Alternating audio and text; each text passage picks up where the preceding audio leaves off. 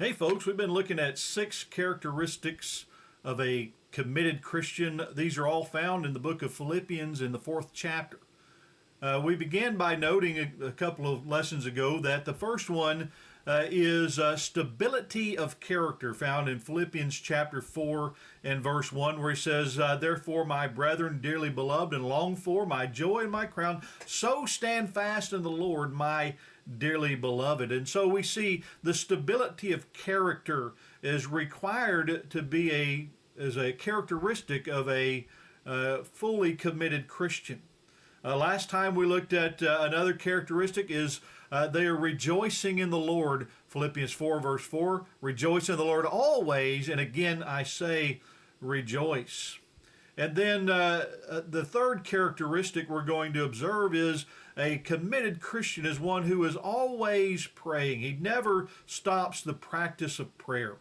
In Philippians chapter 4 verses 6 and 7, it says there, "Be careful for nothing, but in everything by prayer and supplication with thanksgiving, let your requests be made known unto God, and the peace of God which passeth all understanding shall keep your hearts and minds through Christ Jesus." And so, there was an early Christian brother, chronicler. He recorded that James, the Lord's brother, and one of the elders of the church in Jerusalem, was so dedicated to prayer that it was said that his knees were calloused from the time spent in prayer on his knees. He prayed so long and so much that he became known colloquially, if I said that word right, as James of the camel knees. And so James was one who was involved in prayer. And then we see Paul, often we see Paul referring to the fact that he is in prayer. Philippians chapter 1 verses 3 and 4, he says, "I thank my God upon every remembrance of you, always in every prayer of mine for you, with all making requests with joy." And so he's constantly praying on behalf of the brethren here at Philippi and the other congregations that he was involved with. He taught the saints to always be praying. He urged them to continue steadfast in prayer, Romans chapter 12 and verse 2. He said in 1 Thessalonians 5 and verse 17 to pray without ceasing. But notice as we go back to Philippians 4 and verse 6, he said, "In everything pray." There are 3 real important aspects of prayer. First of all, there is supplication, which is to give prominence to the place of needs.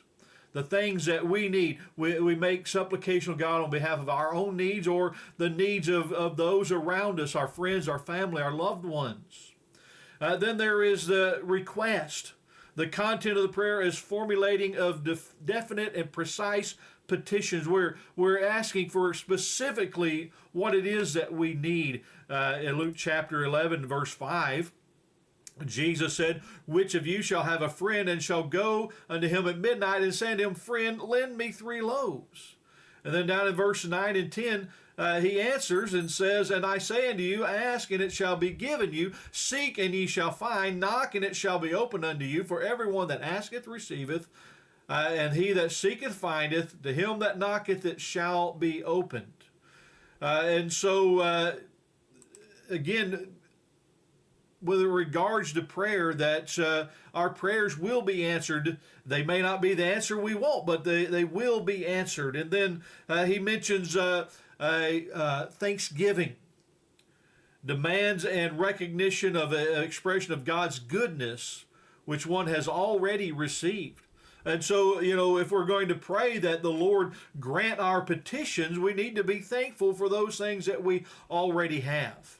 A prayer offered without thanksgiving that does not come from a thankful heart, I don't think that prayer is going to be answered in the positive for sure.